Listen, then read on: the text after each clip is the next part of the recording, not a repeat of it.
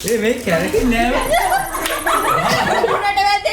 හිතුවේවත් නැති දවසක හිතන්න නැතුවම ලං වුණා අතීතේ දුර ඈතක ආදරේ මග වැරදුනා. හිතුවේවත් නැති දවසක හිතන්න නැතුවම ලං වුණා අතීතේ දුර ඈතක ආදරේ මග වැරදුනා.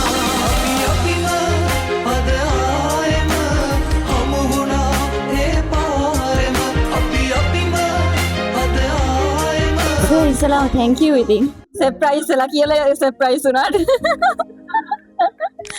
ඇත්තටම කිව්වොත් අද අවසාන දවස අපේ මං සර්ගේ ඇවිල්ලා අවුරුදු 2ක් විතර වෙනවා මං හිතන්නේ මට ආර්ට් ක්ලාස් වලින් හම්බුන හොඳම එක ගෲප් ක්ලාස් වලට මං ඇත්තටම යන්නෙම නැති තරම් ගෲප් ක්ලාස් වලින් හම්බුන හොඳම එක ඒ වගේම තාත්තා කෙනෙක් වගේ සර් කෙනෙක් හම්බුනේ ගොඩක් සෑහෙන කාලයකට පස්සේ සර්ගේ අවසාන කතාව 26 වෙනුවෙන් ගුරුවරයෙක් විදිහට අපිට කරන අවසාන කතාව දෙවනි බැජ් එක තමයි මේක. මම ඉතා සාදරයෙන් ආදරයෙන් පිළිගත්ත බැජ් එක සහ මේ ගොඩාක් අය මාව දැනගත්ත බැජ් එක මාව හොයාගෙන ආව පන්ති සමහර ළමයි මට මතකයි අදටත් ඒ වගේ හොයාගෙන ආපු මොහොත් මේ ටීම් එකත් එක්ක මට ලොකු බොන්ඩ් එකක් තියෙනවා. මේ ටීම් එකත් මම මාර විදියට ආදරය කරන ටීම් එකක්. මට කවදාවත් අමතක වෙන්නේ නැති ටීම් එකක්. දැන් අද උදේත් මම නැගිටලා දැන් මට වන් ටිකක් ලෑස්ති වෙනකොටත් මට පොඩ්ඩක් දෙගිඩියාවක් හිතේ චකිතයක් බයක් සහ දුකක් තිබ්බ සෑහෙන්න.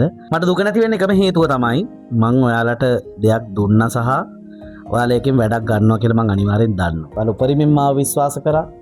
මමත් ඔයාලව විශ්වාස කරා. ඉතින් මේ බැඳීමත් එක්ක පුතේ හරිද ඉස්සරහට යන්න කියලා ප්‍රාර්ථනා කරනවා. ආදරෙන් ආය අපි හම්බෙන්නේ නැති වෙයි. අපේ වැඩසටහන ආරම්භ වුණා එක තැනකදී. දැන් මේ වැඩසටහනේ අවසානයේ ඉතින් ඒක අවබෝධයක් ඇතිව අපි වැඩ කටයුතු කරගෙන යන්න සහ මට වචනින් නෑ මට කියන්න වචනින් නෑ මම දන්න ඔයාලා හොඳ දෙයක් කරගන්නවා කියලා. ඒක නිසා මට ඒ ගැන දුකක් නැහැ. මට සතුටක් තියෙන උනාට ඉතින් ඔයාලා හම්බෙන්නේ නැති කියන පුතේ මොකක්ද තියෙන්නේ? ලොකු දුකක් තියෙනවා. එක දෙයක් නෝට් වුණා සර් පළවෙනි වතාවට අපිට දුවලා පුතාලා කියලා කතා කරේ අද අවසාන වතාවට අවසාන දවසේ පළවෙනි වතාවට අපිට දුවල පුතලා කිව්වා.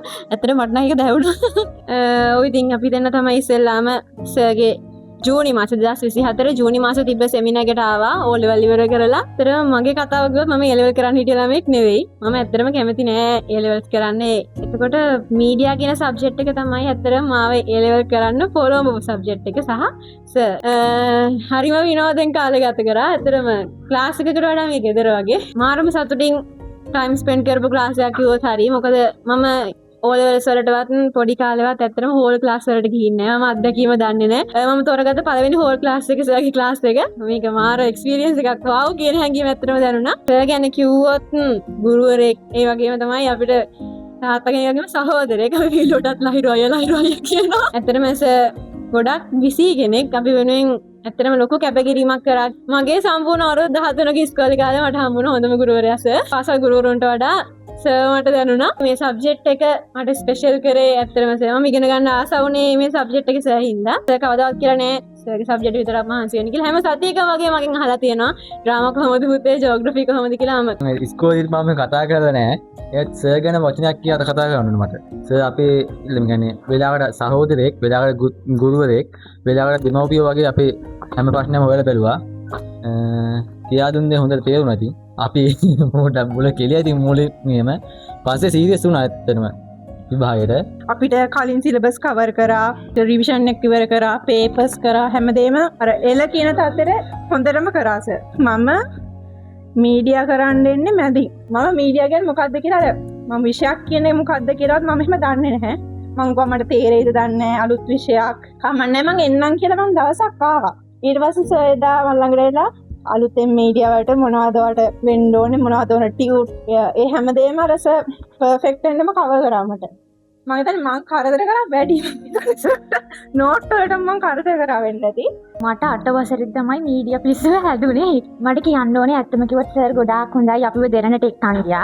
දෙරණට ගියාට පස්සේ අපි දන්නේ නැති දේවල් ගොඩාක් ඉගෙන ගත්තා. අපි දන්නේ නැති ගොඩාක් දේවල් ඉගෙන ගත්ත සහ අපිට ආස හිතුණා. දුකයි ඇත්තටම දුකයි මං හිතේ නෑ දුක හිතේ කියලා. අඬන්න බැරි කමට hina වෙනවා.